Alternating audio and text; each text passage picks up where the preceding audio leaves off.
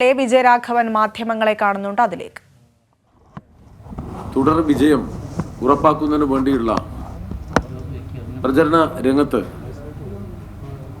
സജീവമായി തന്നെ പ്രവർത്തിച്ചു വരികയാണ്. കഴിഞ്ഞ 5 വർഷം ഇടതുപക്ഷ ജനാധിപത്യ മുന്നണി ഗവൺമെന്റ് നടപ്പിലാക്കിയ വ്യത്യസ്തങ്ങളായ വികസന പ്രവർത്തനങ്ങൾ, ജനക്ഷേമ പരിപാടികൾ, മതനിരപേക്ഷത സംരക്ഷിക്കാൻ സ്വീകരിച്ച ശക്തമായ നിലപാട്, ഇവയെല്ലാം ഉയർത്തിയാണ് LDF തെരഞ്ഞെടുപ്പിനെ അഭിമുഖീകരിക്കുന്നത്. പ്രധാനമായും കേരളത്തിലെ ജനങ്ങൾ ഈ വിഷയങ്ങൾ തന്നെയാണ് തിരഞ്ഞെടുപ്പിൻ്റെ മുഖ്യ വിഷയമായി കാണുന്നത്. സർക്കാരിൻ്റെ ജനക്ഷേമ പരിപാടികളെയോ വികസന നയങ്ങളെയോ വിമർശിക്കാൻ പ്രതിപക്ഷത്തിന് കഴിയുന്നില്ല. ഇത് പ്രത്യേകം ശ്രദ്ധിക്കേണ്ട ഒരു കാര്യമാണ് ഈ സന്ദർഭത്തിൽ. അപ്പോൾ ഗവൺമെൻറ്റിൻ്റെ മികച്ച പ്രവർത്തനത്തെ വിമർശിക്കാൻ കഴിയാത്തതിനാൽ അപവാദ പ്രചരണങ്ങളിലും അസത്യ പ്രചരണങ്ങളിലും മുഴുകാനാണ് UDF തയ്യാറാവുന്നത്. ഞങ്ങളെ സംബന്ധിച്ചിടത്തോളം തികഞ്ഞ ആത്മവിശ്വാസമാണ് ഉള്ളത്. നല്ല ഭൂരിപക്ഷത്തോടു കൂടി LDF അധികാരത്തിൽ വരും. UDF പ്രചരിപ്പിക്കുന്ന അപവാദ പ്രചരണങ്ങൾ കൊണ്ടോ വർഗീയ ശക്തികളുമായി അവരുണ്ടാക്കിയ കൂട്ടുകെട്ടുകൊണ്ടോ UDFന് വിജയം നേടാൻ കഴിയില്ല. ഇപ്പോൾ തന്നെ UDF ശിഥിലമായിരിക്കുകയാണ്. Kerala Congress M UDF വിട്ടു, ലോക് താന്ത്രിക് ജനതാദൾ UDF വിട്ടു. ആ നിലയിൽ രാഷ്ട്രീയമായി തന്നെ ദുർബലപ്പെട്ട UDF കൂടുതൽ ശിഥിലമാകാൻ പോവുകയാണ് ഈ തെരഞ്ഞെടുപ്പിന് ശേഷം. എന്നാൽ കോൺഗ്രസ് ഇവിടെ തളർന്നാൽ BJP ശക്തിപ്പെടും എന്ന വിചിത്രവാദം ഈ അടുത്ത ദിവസങ്ങളിൽ ചില കോൺഗ്രസ് നേതാക്കൾ തന്നെ പറയുകയുണ്ടായി. എന്നാൽ ഇപ്പം കാണുന്ന ഒരു പ്രവണത കോൺഗ്രസിലെ മതനിരപേക്ഷ വിശ്വാസികൾ ഇടതുപക്ഷ ചേരിയിലേക്ക് വരുന്നതാണ്. PC Chacko, KC Rosakutty teacher, നമ്മുടെ PM സുരേഷ് ബാബു തുടങ്ങിയ പ്രമുഖരായ കോൺഗ്രസ് നേതാക്കൾ ഈയിടെ എടുത്ത തീരുമാനങ്ങളും അഭിപ്രായങ്ങളും ഇക്കാര്യത്തിൽ വളരെ പ്രസക്തമാണ്. കൂടുതൽ ആളുകൾ കോൺഗ്രസ് വിട്ട് ഇടതുപക്ഷ ചേരിയിലേക്ക് വരാൻ ആഗ്രഹിക്കുന്നുണ്ട്. അത്തരക്കാർ കൂടുതലായി കടന്നു വരികയാണ് വേണ്ടത്. കാരണം ഇത്തരം ഒരു സമീപനം കേരളത്തിലെ മതനിരപേക്ഷ രാഷ്ട്രീയ പ്രസ്ഥാനത്തിന് കരുത്തു പകരും. തീവ്ര ഹിന്ദുത്വം എന്ന സംഘപരിവാർ രാഷ്ട്രീയ കാഴ്ചപ്പാടിന് ഒപ്പം മൃദു ഹിന്ദുത്വം സ്വീകരിച്ചതാണ് കോൺഗ്രസിൻ്റെ ഇന്നത്തെ തകർച്ചയ്ക്ക് കാരണം എന്ന യാഥാർത്ഥ്യത്തെ ഇനിയെങ്കിലും കോൺഗ്രസ് നേതാക്കൾ മനസ്സിലാക്കണം. ആ നയം തിരുത്തി എല്ലാതരം വർഗീയതയ്ക്കുമെതിരെ ഉറച്ച നിലപാട് എടുക്കേണ്ടതുണ്ട്.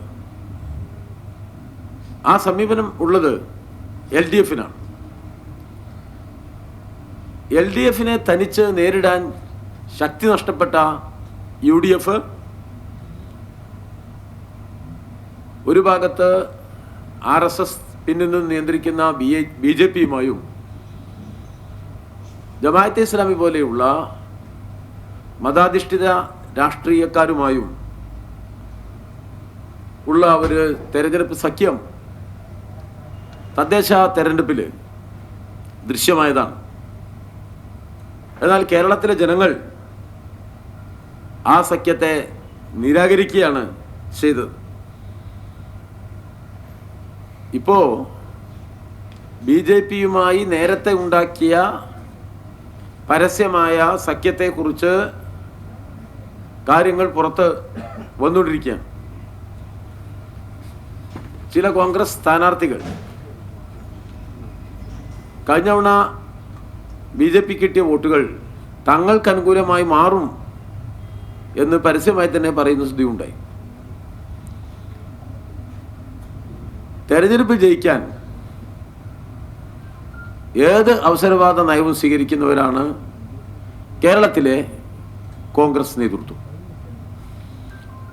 ഇപ്പം തന്നെ നേമത്ത് BJPക്ക് ജയിച്ച് ശ്രീ O രാജഗോപാലിന് നിയമസഭ അംഗമാവാൻ സാധിച്ചത് കോൺഗ്രസ് പിന്തുണ കൊണ്ടാണ് എന്ന് വ്യക്തമാക്കപ്പെട്ടിട്ടുണ്ട്. ഞങ്ങളത് നേരത്തെ ചൂണ്ടിക്കാണിച്ചതാണ്. ഇപ്പോഴും അവർ ശ്രമിക്കുന്നത് അത്തരം സഖ്യങ്ങൾ രൂപപ്പെടുത്താനാണ്. ഇപ്പം 3ഇടത്ത് BJPക്ക് സ്ഥാനാർത്ഥികളില്ലാതെ പോയിട്ടുണ്ട്. ഇത് ഒരു കയ്യബദ്ധമായി കാണേണ്ടതില്ല. ഇടതുപക്ഷ തുടർഭരണം ഇല്ലാതാക്കാൻ ഇരു കൂട്ടരും ഉണ്ടാക്കുന്ന ധാരണയുടെ ഭാഗമാണോ ഇത് എന്ന് സംശയിക്കേണ്ടതുണ്ട്. LDFനെ സംബന്ധിച്ചിടത്തോളം എല്ലാ വർഗീയ ശക്തികളെയും എതിർക്കുക എന്ന ഉറച്ച നിലപാടാണ് ഉള്ളത്.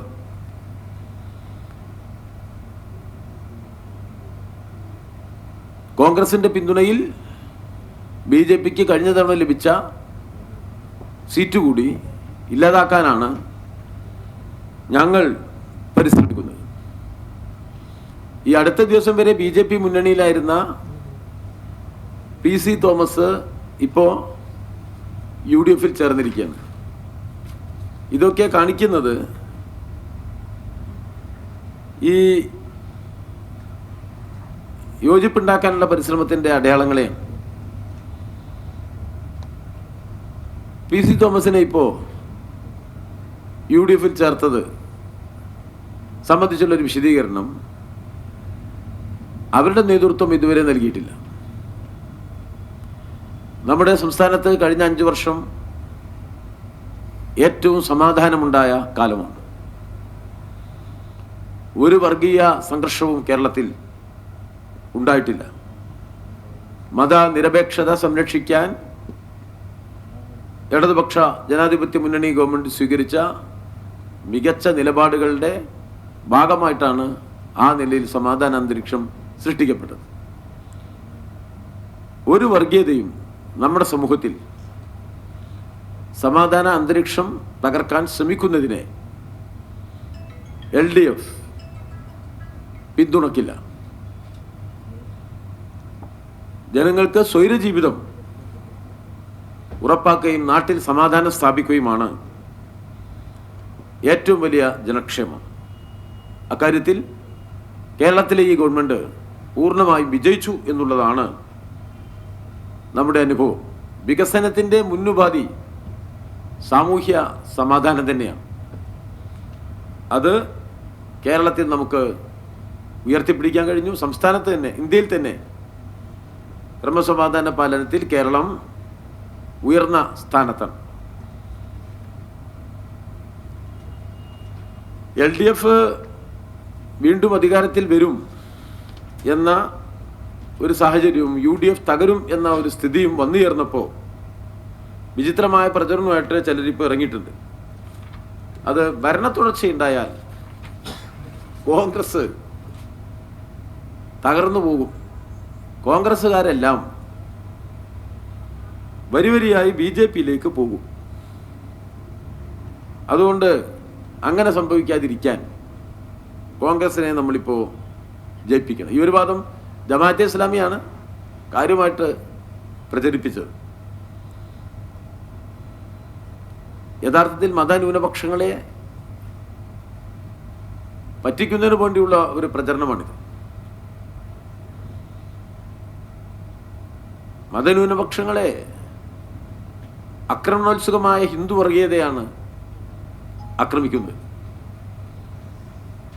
ഇടതുപക്ഷം എല്ലായ്പ്പോഴും ആ ഹിന്ദുത്വ വർഗീയ ശക്തികൾക്കെതിരായി ശക്തമായ നിലപാടാണ് സ്വീകരിച്ചിട്ടുള്ളത്.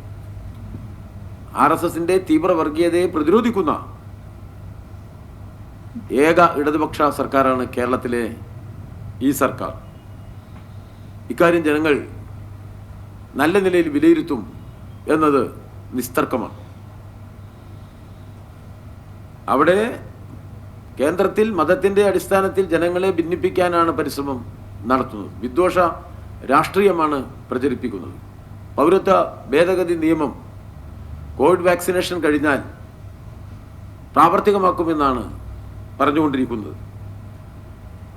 ലവ് ജിഹാദ് നിയമം BJP ഇവിടെ കേരളത്തിൽ നടപ്പിലാക്കുമെന്നാണ് പറയുന്നത്. വിജയരാഘവൻ മാധ്യമങ്ങളെ കാണുകയാണ്, അതിലേക്ക് തന്നെ സ്വീകരിച്ചു. വിലക്കയറ്റം തടഞ്ഞു നിർത്തിയ ഒരു സംസ്ഥാനമാണ് കേരളം. കേന്ദ്ര ഗവൺമെൻറ് പെട്രോളിൻ്റെയും ഡീസലിൻ്റെയും വില അനുദിനം വർദ്ധിപ്പിച്ച അനുഭവമാണ് നമുക്കുള്ളത്. ഇപ്പോൾ ഏതായാലും ഒരു സമാധാനമുണ്ട്. ഈ തെരഞ്ഞെടുപ്പ് തീയതി പ്രഖ്യാപിച്ചതുകൊണ്ട് 6-ാം തീയതി വരെ പെട്രോളിൻ്റെയും ഡീസലിൻ്റെയും വില കൂടുന്നില്ല എന്നതിൽ എല്ലാവർക്കും സന്തോഷിക്കാവുന്ന ഒരു സാഹചര്യം ഉണ്ടാക്കിയിട്ടുണ്ട്. പക്ഷേ വോട്ടെടുപ്പ് കഴിഞ്ഞാൽ ഇത് ഒന്നിച്ചു കൂട്ടുമോ എന്ന ആശങ്കയും ഇല്ലാതില്ല. കേരളത്തിൽ ഇടതുപക്ഷ ജനാധിപത്യ മുന്നണിയുടെ തുടർ ഭരണം വരുന്നത് ഇന്ത്യയിൽ വളരെ ഗുണപരമായ മാറ്റത്തിന് സഹായകരമാകും. കോർപ്പറേറ്റ് താല്പര്യത്തിന് വേണ്ടിയുള്ള കേന്ദ്രഭരണം സൃഷ്ടിക്കുന്ന പരിമിതികൾക്കെതിരായ പ്രതിരോധത്തെ അത് ശക്തിപ്പെടുത്തും. കേരളത്തിൻ്റെ സമഗ്രമായ വികസനം ഉറപ്പുവരുത്തുന്ന വിപുലമായ പദ്ധതികളാണ് LDF പ്രകടന പത്രികയിലൂടെ മുന്നോട്ട് വെച്ചത്. നേരത്തെ അത് നമ്മൾ വിശദീകരിച്ചതാണ്. നമ്മുടെ സമൂഹത്തെ വിജ്ഞാന സമൂഹമായും സമ്പദ്ഘടനയെ വിജ്ഞാന സമ്പദ്ഘടനയായും പരിവർത്തനം ചെയ്യിക്കുന്ന നിർദ്ദേശങ്ങളാണ് നമ്മുടെ ആ പ്രകടന പത്രികയിലുള്ളത്. 20 ലക്ഷം അഭ്യസ്ത വിദ്യർക്ക് തൊഴിൽ നൽകാനുള്ള പദ്ധതിയുണ്ട്. അതോടൊപ്പം വേറെ ഒരു 2 ദശലക്ഷം ആളുകൾക്ക് ഉപജീവനത്തിൻ്റെ വഴി നിർദ്ദേശിച്ചിട്ടുണ്ട്. പ്രകടന പത്രികയിൽ കഴിഞ്ഞ തവണ 600 ഇനങ്ങളായിരുന്നു, ഇത്തവണ 900 ഇനങ്ങൾ പ്രഖ്യാപിക്കുകയുണ്ടായി. കഴിഞ്ഞ തവണ ഏതാണ്ട് എല്ലാം തന്നെ പൂർത്തീകരിച്ചതാണ്. ഇപ്പോൾ വീണ്ടും ആ പ്രകടന പത്രികയിൽ വെച്ചിട്ടുള്ള നിർദ്ദേശങ്ങൾ ഭാവി കേരളത്തെ സംബന്ധിച്ചിടത്തോളം വളരെ ശുഭപ്രതീക്ഷ നൽകുന്ന ഒന്നാണ്. അതുകൊണ്ട് ഇന്നത്തെ കേരളീയ സാഹചര്യത്തിൽ ജനങ്ങൾ ഇടതുപക്ഷത്തോടൊപ്പം നിൽക്കും എന്ന പൂർണ്ണ വിശ്വാസമാണ് ഞങ്ങൾക്കുള്ളത്. ചരിത്രത്തിലെ ഏറ്റവും മികച്ച ഭൂരിപക്ഷത്തോടു കൂടി ഒരു ഇടതുപക്ഷ തുടർഭരണം ഉണ്ടാകുമെന്ന നിറഞ്ഞ പ്രതീക്ഷയോടുകൂടിയാണ് ജനങ്ങളെ അഭിമുഖീകരിക്കുന്നത്. താഴെത്തലത്തിൽ കേരളത്തിലെ എല്ലാ വിഭാഗത്തിലുംപ്പെട്ട സാധാരണക്കാരും ഇടത്തരക്കാരും മറ്റിതര ജനവിഭാഗങ്ങളും ഇടതുപക്ഷ ആഭിമുഖ്യം പുലർത്തി കൂടുതലായിട്ട് ഇടതുപക്ഷ ചേരിയിലേക്ക് വരുന്ന ഒരു സന്ദർഭമാണിത്. അത് കേരളത്തിൻ്റെ വളർച്ചയ്ക്കും ഇന്ത്യയിലെ മതനിരപേക്ഷ ചേരിയുടെ കരുത്തിനും എല്ലാം സഹായകരമാകും എന്ന ഉറച്ച വിശ്വാസമാണ് ഇടതുപക്ഷ ജനാധിപത്യ മുന്നണിക്ക് ഉള്ളത്. ഈ രാജ്യസഭാ തെരഞ്ഞെടുപ്പിന്റെ സീറ്റുകളെ സംബന്ധിച്ച് ഇലക്ഷൻ കമ്മീഷനെതിരെ ഇപ്പോൾ ഹൈക്കോടതിയിലൊക്കെ CPM പോയിട്ടുണ്ട്. അപ്പം ഇത് തെരഞ്ഞെടുപ്പ് കമ്മീഷൻ ഒരു വിവേചനാധികാരമല്ലേ? അപ്പം CPM ഹൈക്കോടതിയിലേക്ക് പോകാനുള്ള ഒരു തീരുമാനമാണ്. അല്ല, ഭരണഘടനാപരമായ തരത്തിലാണല്ലോ കാര്യങ്ങൾ വരേണ്ടത്. ആ നിലയിൽ ഇലക്ഷൻ കമ്മീഷൻ കാലാവധി കഴിഞ്ഞാൽ തെരഞ്ഞെടുപ്പ് നടത്തുകയാണ് വേണ്ടത്. ആ തെരഞ്ഞെടുപ്പ് യഥാസമയം നടത്താതെ മരവിപ്പിക്കുമ്പോൾ അതിൽ ആ നിലപാടിനെ ചോദ്യം ചെയ്യപ്പെടേണ്ടത് ജനാധിപത്യത്തിൻ്റെ ഭാഗമാണ്. ആ നിലയിലാണ് CPIM അത്തരമൊരു നിലപാട് സ്വീകരിച്ചത്. ഒരു കത്തും നമ്മൾ ഇക്കാര്യത്തിൽ തെരഞ്ഞെടുപ്പ് കമ്മീഷന് നൽകിയിട്ടുണ്ട്.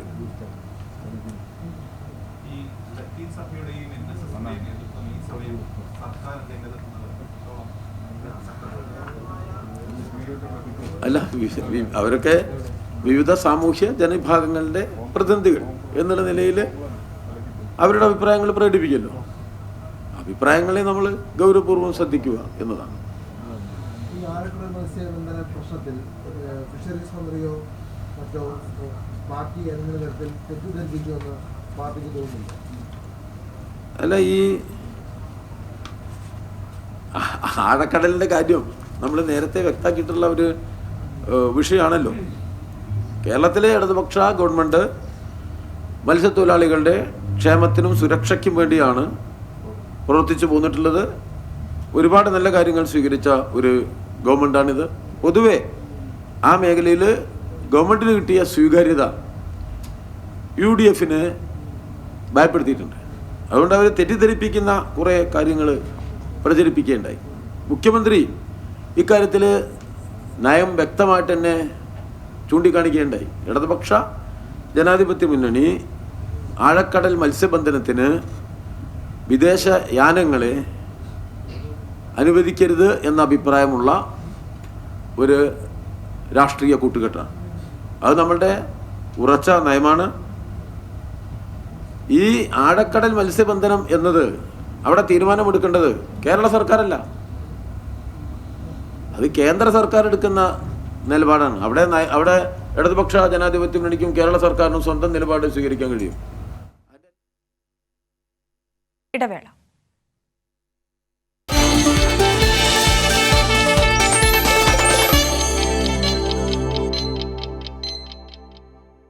P for V for F for fibre ടെക്നോളജിയുള്ള ഏഷ്യൻ പെയിന്റ്സ് അൾട്ടിമ പ്രൊട്ടക്ട് വിള്ളലും പായലും പമ്പ കടക്കും. ബഹുമാനപ്പെട്ട തെരഞ്ഞെടുപ്പ് കമ്മീഷന്റെ നിർദ്ദേശപ്രകാരം പ്രസിദ്ധീകരിക്കുന്ന പരസ്യം. കുറ്റ്യാടി നിയമസഭാ സ്ഥാനാർത്ഥി KP കുഞ്ഞുമുഹമ്മദ് കുട്ടി മാസ്റ്ററുടെ പേരിലുള്ള ക്രിമിനൽ കേസുകളുടെ വിവരങ്ങൾ താഴെ കൊടുക്കുന്നു.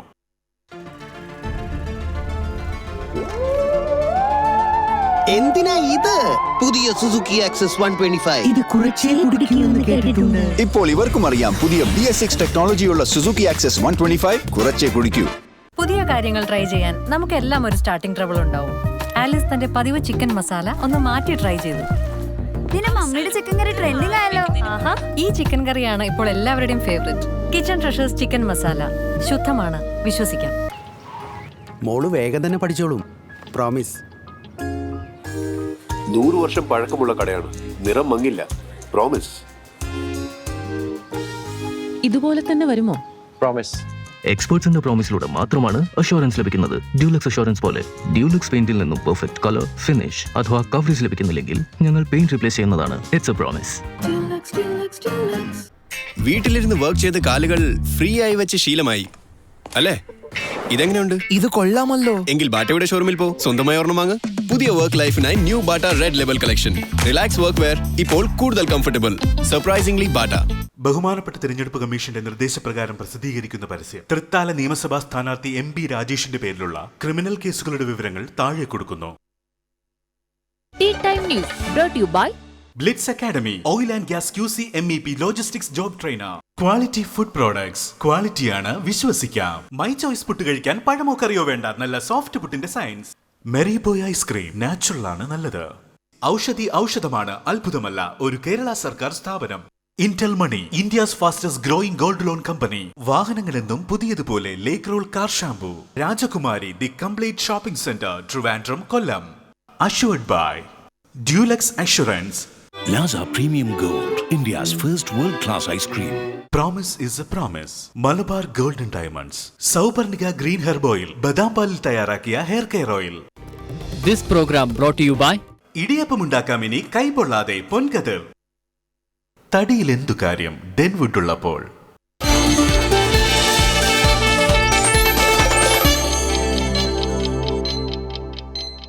വിജയരാഘവൻ സംസാരിക്കുന്നു, അതിലേക്ക് തന്നെ.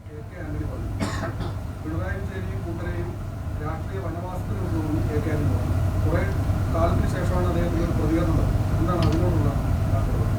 രണ്ട് ഭാഗമുണ്ട് ഇതിൽ. ഒന്ന്, ദീർഘകാലം നിശബ്ദനായ ശ്രീ A.K. ആൻ്റണി സംസാരിച്ചു എന്ന കാര്യം. അത് വളരെ പ്രധാനപ്പെട്ടതാണ്. ഇവിടെ വെള്ളപ്പൊക്കം ഉണ്ടായി, ആളുകൾ മുങ്ങിയപ്പോൾ അദ്ദേഹം നിശബ്ദനായിരുന്നു. ഒരു രാജ്യസഭാ അംഗം എന്നുള്ള നിലയിൽ രാജ്യസഭയിൽ കേരളത്തിൻ്റെ ജനങ്ങൾക്ക് വേണ്ടി ഇത്തരം വിഷയങ്ങളിൽ കേന്ദ്രം ഇടപെട്ട് സഹായം നൽകുന്നത് സംബന്ധിച്ച് നിശബ്ദത പാലിച്ച ഒരാളാണ് ശ്രീ A.K. ആൻ്റണി. കേരളത്തിലെ ഈ വലിയ മഹാമാരി വന്നു, എന്തെല്ലാം പ്രശ്നങ്ങളിലൂടെയാണ് നമ്മൾ മുന്നോട്ട് പോയത്. അന്നൊന്നും ശ്രീ A.K. ആൻ്റണി എന്തെങ്കിലും പറഞ്ഞതായി നമ്മളാരും കേട്ടിട്ടില്ല. അങ്ങനെ വർഷങ്ങളായി അദ്ദേഹം കേരളത്തിൻ്റെ താല്പര്യങ്ങൾക്കപ്പുറത്ത് പാലിച്ച നിശബ്ദത ഈ നിലയിൽ ഒന്ന് മാറ്റി സംസാരിച്ചു എന്നത് ഒരു നല്ല കാര്യം തന്നെ. പക്ഷെ സംസാരിച്ചപ്പോൾ വികടമായ ഒരു മനോഭാവത്തിലാണ് അദ്ദേഹം സംസാരിച്ചത് എന്നത് ഖേദകരമാണ്. അതാണ് നമ്മളതിൽ പൊതുവെ നോക്കിയാൽ പിന്നെ കാണാൻ കഴിയുക.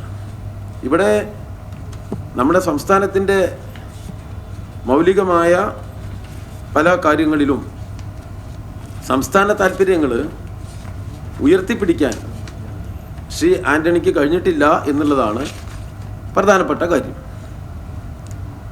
അദ്ദേഹം നമ്മുടെ ജനാധിപത്യത്തിന് തീരാകളങ്കമുണ്ടാക്കിയ വിമോചന സമരത്തിലൂടെ രാഷ്ട്രീയ രംഗത്ത് വന്ന ഒരു നേതാവാണ്.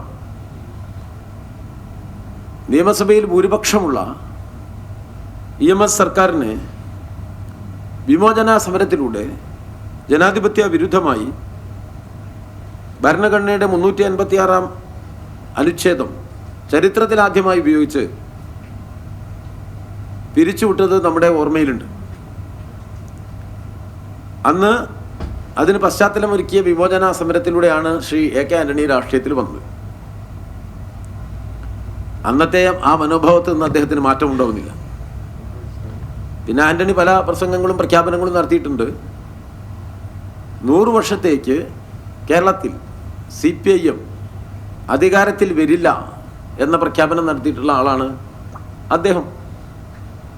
ആ പ്രഖ്യാപനം അദ്ദേഹം നടത്തിയതിന് ശേഷം വീണ്ടും എത്രയോ തവണ കേരളത്തിൽ ഇടതുപക്ഷ ജനാധിപത്യ മുന്നണിയുടെ ഗവൺമെൻറ് അധികാരത്തിൽ വന്നിട്ടുള്ളതാണ്.